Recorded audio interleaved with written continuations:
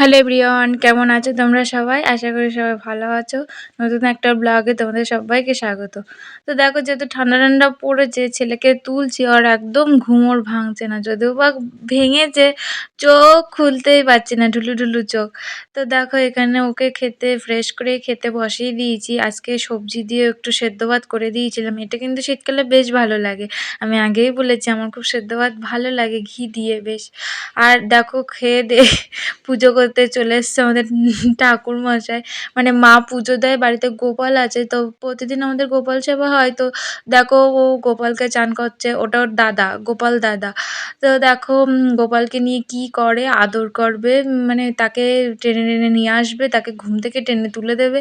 মানে ওর যে কি পরিমাণ দুষ্টুমি করে বাড়িতে, তা কি বলবো। তো দেখো, এখানে আবার ও যেটা যেটা করছে ঠাম্মি, ও সেটা সেটাই করছে আর খুব আনন্দ পায় এইগুলো। আর ও ভীষণই ঠাকুর ভক্ত। তো দেখতেই পাচ্ছ, ওকে কিন্তু কেউ বলা হয়নি, যেই স্নান করা হয়ে গেছে সেই হাততালি দিচ্ছে। আর এই এক খেলা, কি যে এক খেলা শিখেছে, দেখলেই আমার রাগ হয়, কেন আমি জানি না।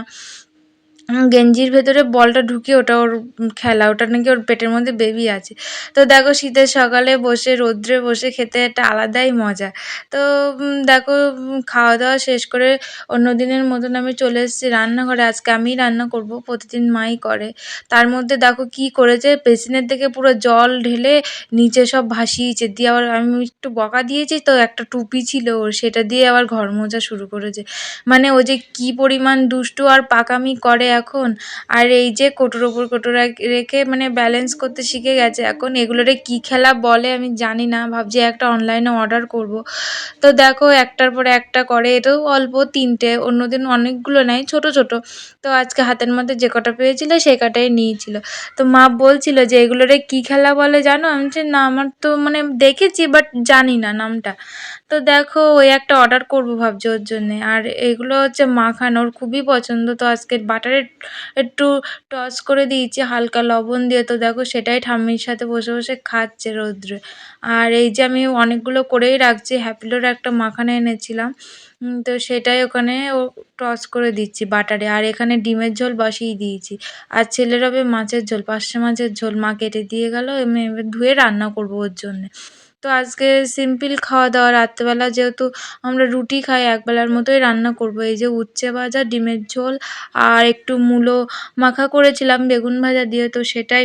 আর ছেলের জন্য মাছের ঝোল তো আলাদা এক্সট্রা করে ওর লঙ্কা ছাড়া করে দিতে হয়, মশলা ছাড়া, লঙ্কা ছাড়া।